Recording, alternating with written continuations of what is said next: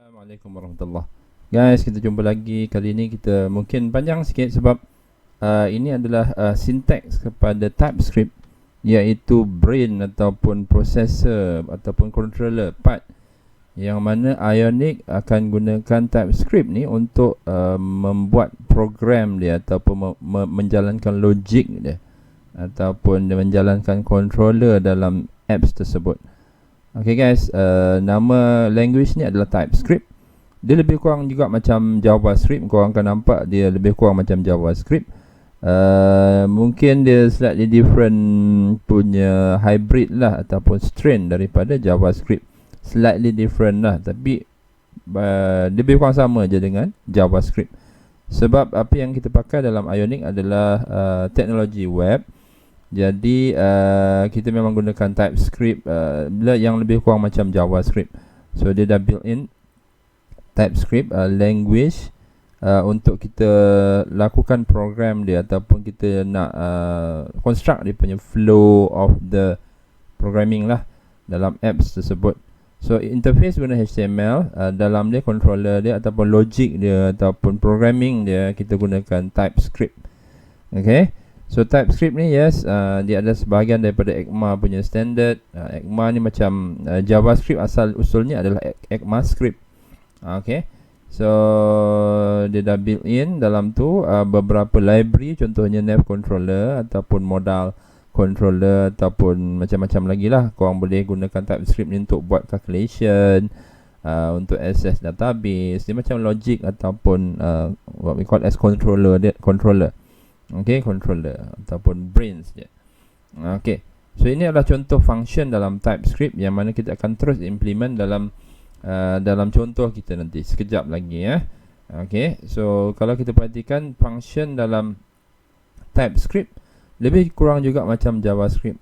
Dan kalau korang perasan kat ujung setiap statement ni ada semicolon. Semicolon tu sebenarnya optional dalam TypeScript. Okay, optional. So kalau aku perhatikan, kalau korang tak masukkan pun okay. Kalau tak letak semicolon pun should be okay.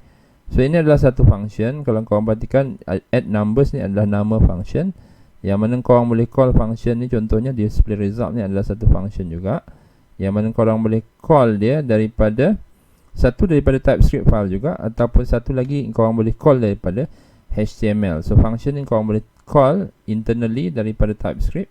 Contoh macam display result ni adalah satu function yang aku call daripada satu function ini. Okay, and then ini adalah contoh. Nanti kita lihat variable. Korang boleh gunakan let ataupun let ni macam kita nak define satu variable ataupun nak declare satu variable. Korang boleh gantikan let dengan public in case korang nak set variable tu bersifat globally accessible lah. Okay, public. Then okay, so nanti apabila korang ada button, nanti kita akan buat button yang mana button ini kita boleh gunakan pada klik. Sebelum ni tutorial sebelum ni kita ada bincang tentang klik punya event trigger, yang mana daripada event trigger ni korang boleh panggil satu function. Function ni sebenarnya letaknya dalam TS file, So dengan kita panggil perform add ni, contoh dia satu function namanya perform add. Yang ni kita panggil melalui button, yang mana button ini kita letak klik event trigger dia untuk panggil function perform add. So that nanti perform add yang ada kat sini dia akan terus panggil kepada perform add yang ada dalam TS file ni, form.page.ts file. So korang boleh terus panggil kat sini. So itu contoh macam mana kita panggil function dalam TS file dari mana? Dari HTML ataupun dari button. So apa itu variable? So variable ni adalah tempat ataupun satu address kepada memory komputer. So korang kena simpan data dalam memory komputer lah. So let's say kita nak buat satu program untuk tambahkan dua nombor, contoh dia. Okay, so nombor pertama korang kena simpan dalam memory komputer, dan nombor kedua juga kau kena simpan dalam memory komputer. dan hasilnya nanti korang kena juga simpan dalam memori komputer, so that dengan proses tambah dua nombor tersebut nanti korang akan dapat hasil dia.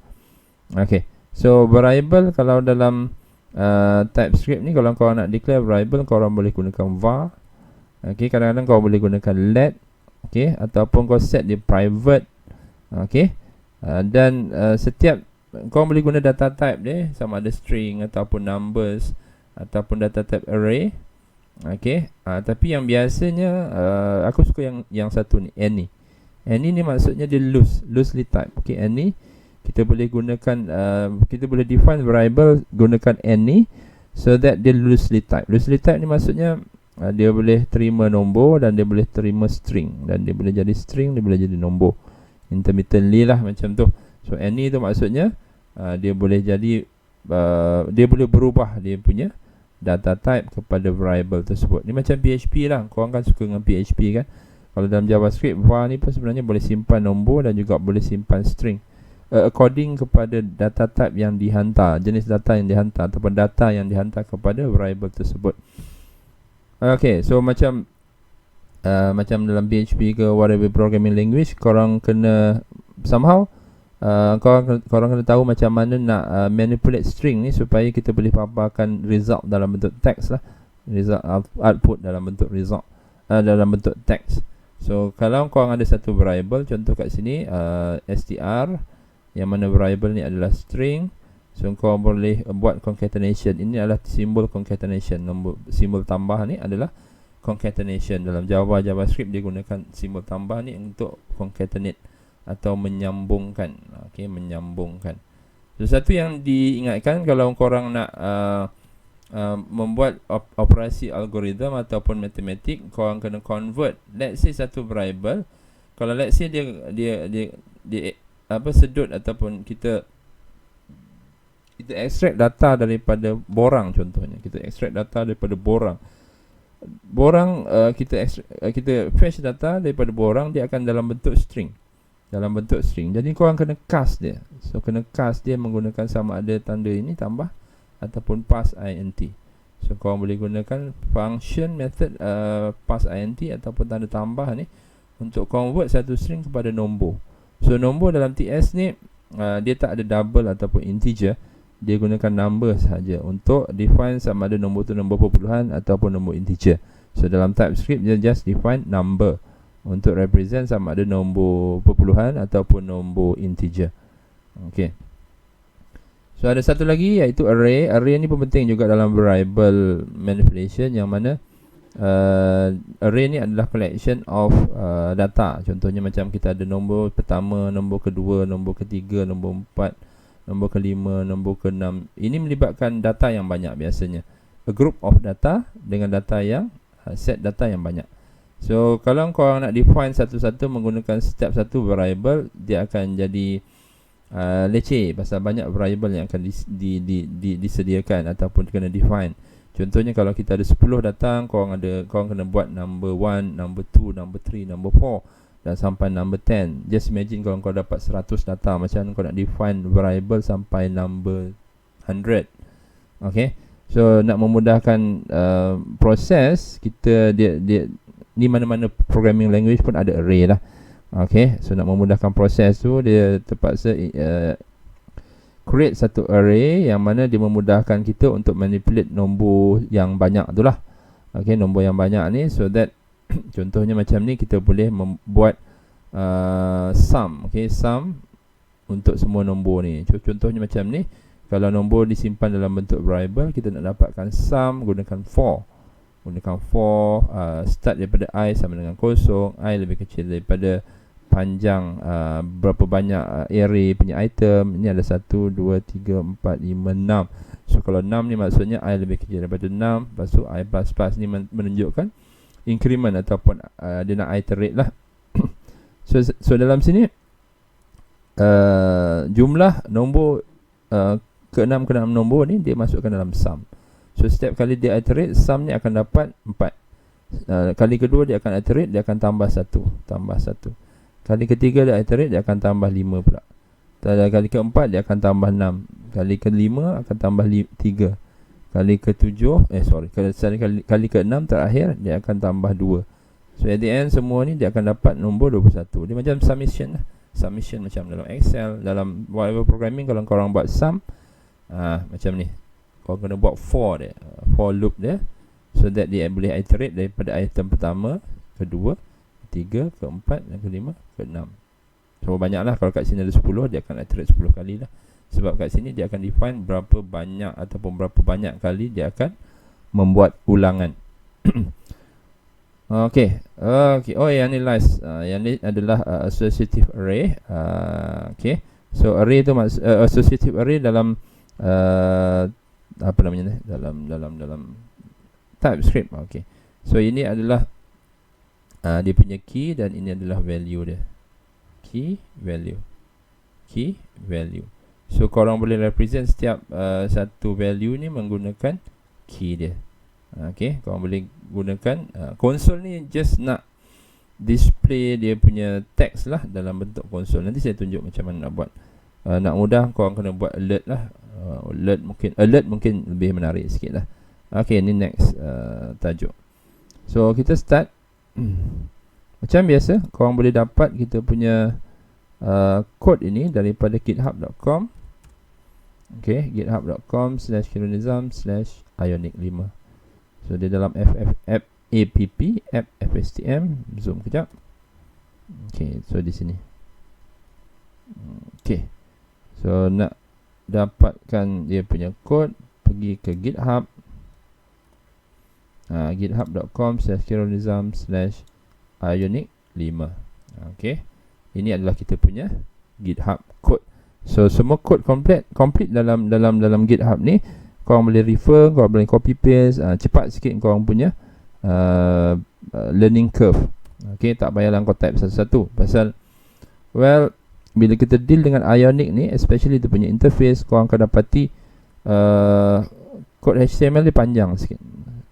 Okay, agak panjang lah.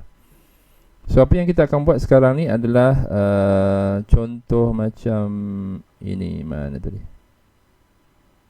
Okay, sorry. Ni. Kita kena run dulu kita punya Ionic serve. Macam biasalah. Oh, sorry. Kita pergi command prompt dulu. Command prompt. Okay, command prompt. Dapatkan command prompt. Command prompt.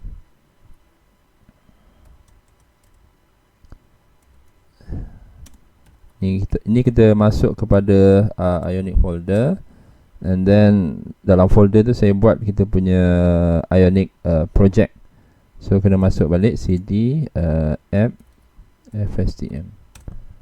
Okay. So daripada sini kita akan buat Ionic serve.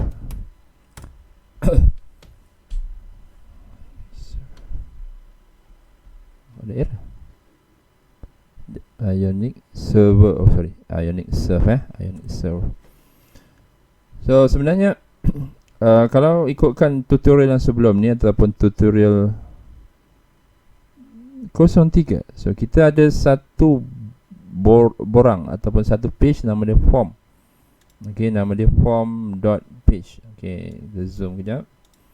Okay, kita ada satu page nama dia form.page. Ni tutup dulu mana?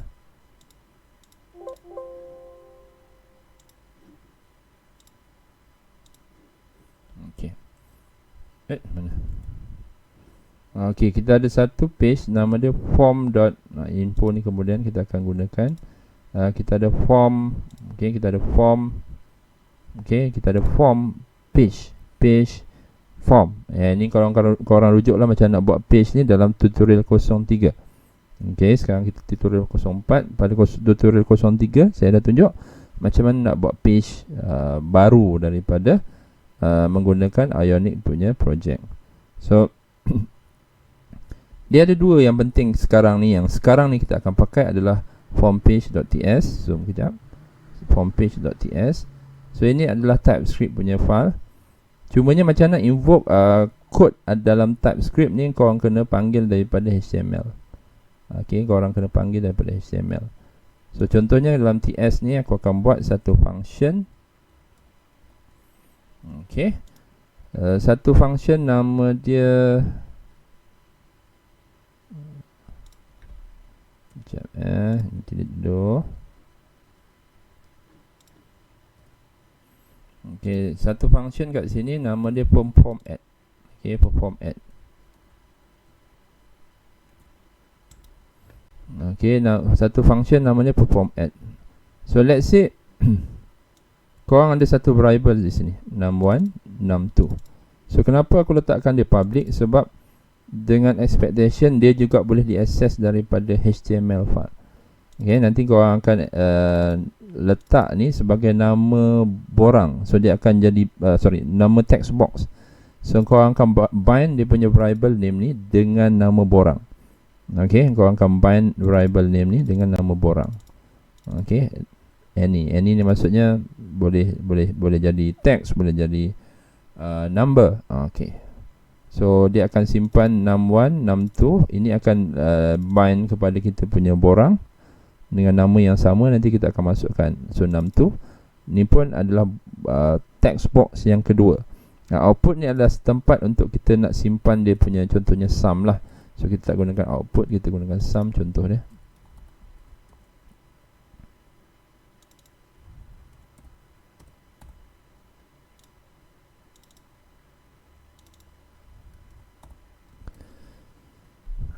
Dan korang akan perhatikan bahawa nak assign kepada ataupun nak baca dia punya value ni, korang kena gunakan this lah.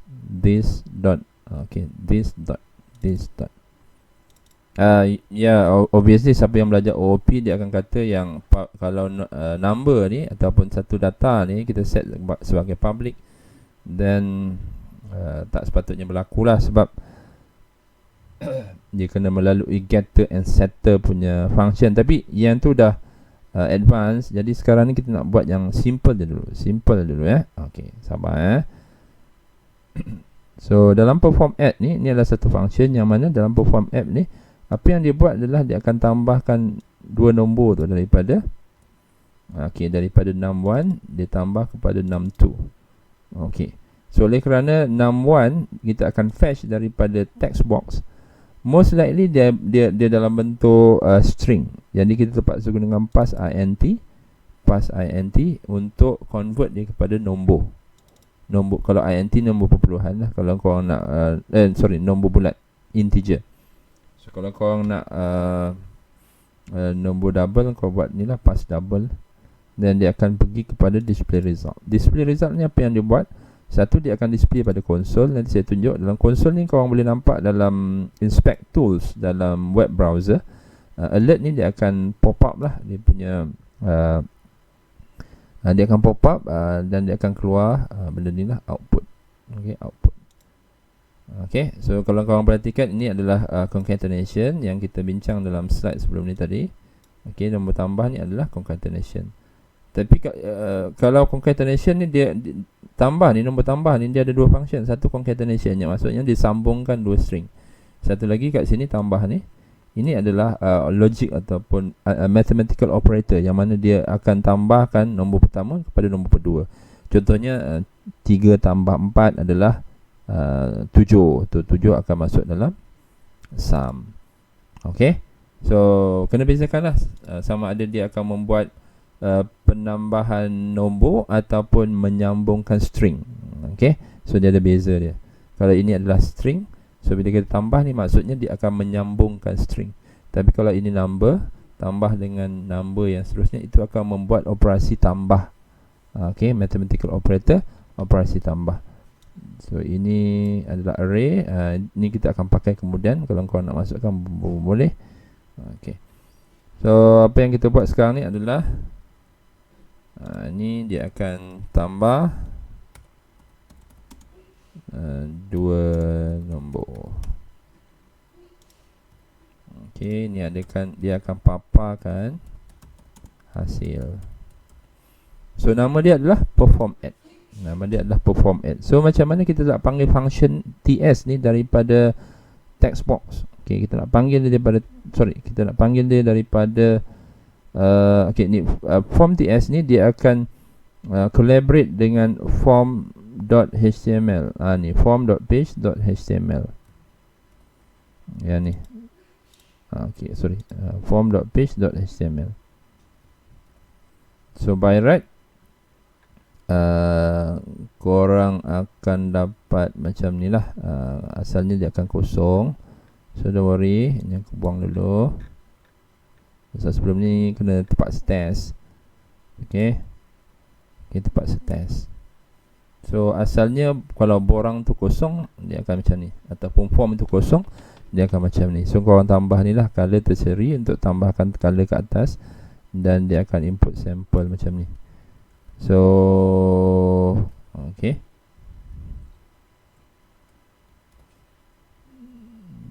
mana inspector. Okay, so button ini dia akan pergi kepada borang tadi. Okay, ni tapi kosong lagi lah, sebab kita tak masukkan lagi. So kita nak masukkan okay, proses perform add tadi untuk tambahkan 2 nombor. Okay, tambahkan 2 nombor. So kita perlukan, okay, kadang-kadang kita lupa, kita rujuk dalam ni lah, dalam GitHub kita src app tak silap, app form dan cari file HTML lah. Okay, so apa yang kita buat, ion item. Okay, dia akan masukkan text box yang pertama, lepas tu text box yang kedua. Okay, ion dash item. So ion item ni macam kita buat satu div lah untuk whole kita punya text box. Okay, ion input. So text box kita boleh gunakan ion dash input. Okay, ion input macam tu, ion dash input.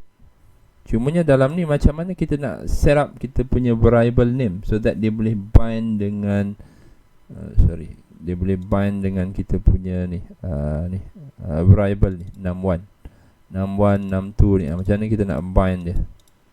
Okay, so kita kena bagi nama dia. Okay, kena bagi nama dia. Okay, nama yang sama lah. So kat sini kita buat ng apa, ng model. Okay, ng model. So kalau nak bind, kita gunakan ng model. Okay, ng model sama dengan nama dia. Okay, num1. So ng model num1. Num1 ni merujuk kepada variable yang kita set di sini, num1. So mudah macam tu lah. Okay, text box yang kedua kita copy yang ni. Okay, then sorry, kita buat placeholder. Input type text, type sama dengan text.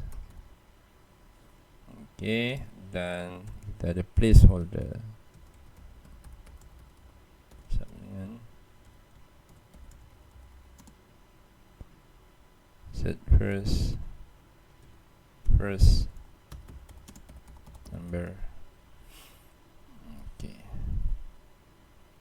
insert first number ng model. Okay, placeholder.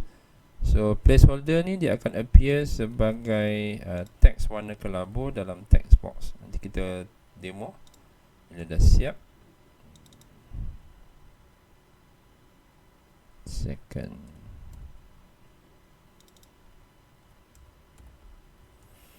And then kita perlukan satu lagi.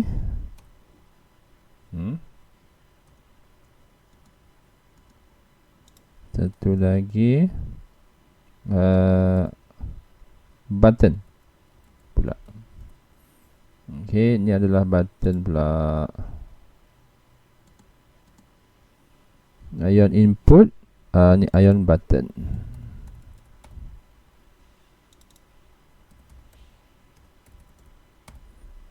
So kita ada 2 input text dan 1 button. So dalam button ni korang yang penting adalah set dia punya click event. So kita nak panggil apa? Perform add. So kita nak kena panggil function ni apabila klik event berlaku kepada text box. Okay, so color sama dengan tertiary, apa tadi, success hijau. Dan kita akan tambah di sini dia punya perkataan lah, add 2 numbers.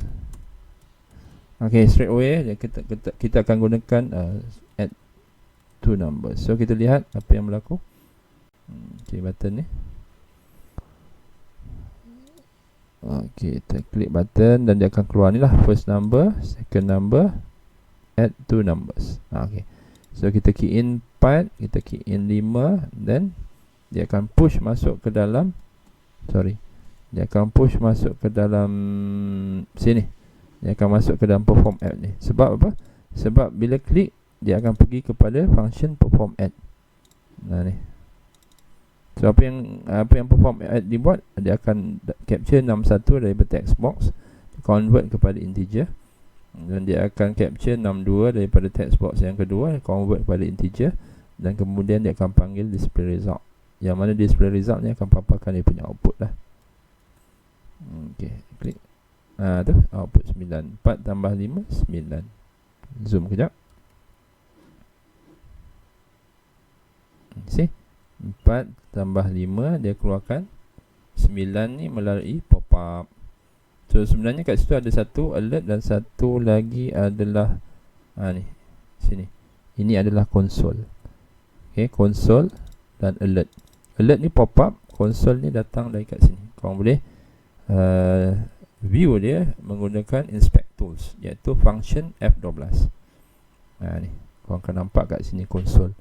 So console ni penting, console.log ni penting untuk kita trace dia punya values lah dalam satu variable, so that kita boleh debug dia in case kita submit data tapi data tu macam tak wujud ataupun tak dihantar sekali dengan whatever it is lah. Yang penting kita nak lihat data tu. So itu adalah exercise yang pertama, yang mana kita capture input sample. So exercise yang kedua adalah tadi kita dah buat function, simple function, variable pun kita dah demo sikit macam nak buat variable. Okay, string manipulation pun kita dah buat juga bila kita buat output. Contoh kat sini kan, ni output, ni tambah, ini adalah concatenation. And then okay, so kita lihat array pula, simple array. Kita buat array pula. Macam mana kita nak buat array? Apa yang kita akan buat adalah ni perform array, yang mana kita akan, ini semua ada dalam kita punya GitHub So function perform array ni masuk dalam okay, function to add numbers in array. Okay, so sum. Okay, ni sum.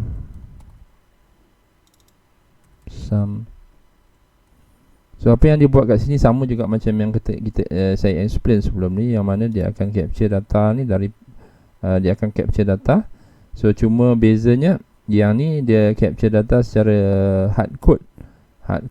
Okay, data ni hard code. So macam mana pula kalau kita nak capture data dari text box? Okay, contohnya kita akan buat let's say 3 data ataupun 4 data. Nanti kita akan display result daripada 4 data tersebut. Okay, so ini adalah this and ni datang dari sini. Ni daripada public and ni. Then the new array. Array 3. Okay, 3. Okay, kalau korang nak buat 4 pun boleh juga. 4, let's say 4. Okay, nak nampakkan dia lah. Okay, 4. So kita akan buat 4 data. So kita tak buat 4 data macam ni lah. Ini adalah hard coded. Kita cuba nak capture daripada text box. So macam mana nak capture data daripada text box masuk ke dalam array? Okay, code tadi form HTML. So kat sini korang just korang boleh gunakan ni sebagai satu indikator kat mana korang berada lah. Ini adalah comment dalam HTML. So ini akan merujuk kepada add numbers in array. Okay. So apa yang aku akan buat ni adalah aku nak 4 data. So bila 4 data kena ada 4 text box. Copy je yang kat atas ni. Senang copy je yang kat atas ni, pasal kita akan repeat saja. Okay, kita akan repeat saja. So ni akan panggil perform, bukan perform add, tapi perform add dengan array. Perform add array. Perform add array. So ini color dia mungkin kita ubah sikit. Tadi success, ini warning, boleh? Okay. Just nak ubah, nak bezakan je lah. Add numbers in array. Just nak bezakan dia punya function tu lah. So ini adalah insert first number. So kat sini kalau korang lihat dia punya variable name adalah n. So apa yang korang define kat sini korang pakai balik dalam text box. So korang guna n kosong. So ini adalah array yang pertama. Sebab index array dia start daripada kosong. N1. Okay, so ion item. Okay, yang ni korang repeat untuk dapatkan nombor yang ketiga dengan indeks 2. Then last sekali adalah text box yang keempat. Text box yang keempat gunakan N3. Fourth. Hari ini adalah 4 Mei. Bermulanya PKP B bersyarat fourth. Okay. So kita lihat macam mana dia punya interface, dapat tak? Okay, ada nombor pertama, nombor kedua, nombor ketiga, nombor keempat. So practically mungkin benda ni berline on screen, tapi tak sempat nak buat screen baru. So just utilize apa yang ada. So ambil masuk nombor 3, 6, 7, 2. So klik di sini, apa yang dia akan keluar? 18. Adakah betul? Korang kira sendirilah. Dia keluar 18, dan satu lagi dia keluar kat sini 18.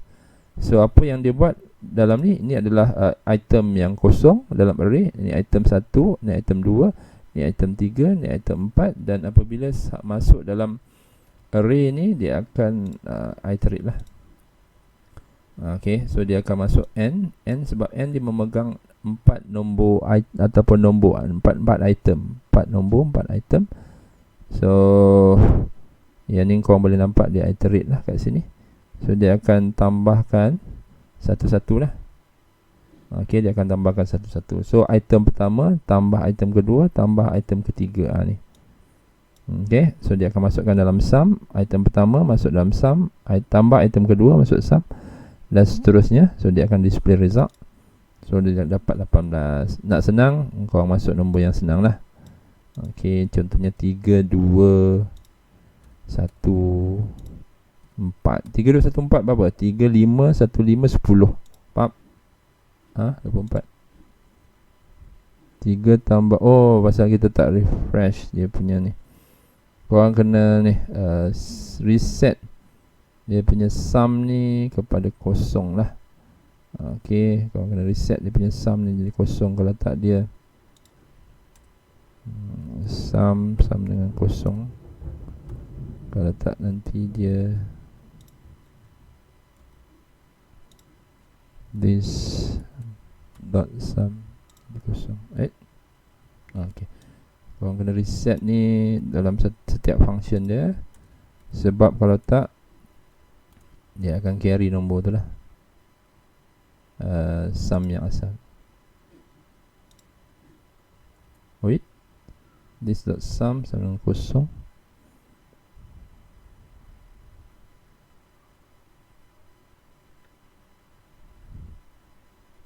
Public sum yang ni kosong, 0, 0. From page sum Ini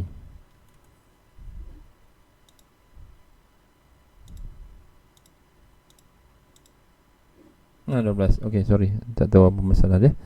3333666612. Okay, so guys, setakat tu je dulu. Terima kasih banyak. Assalamualaikum warahmatullahi wabarakatuh.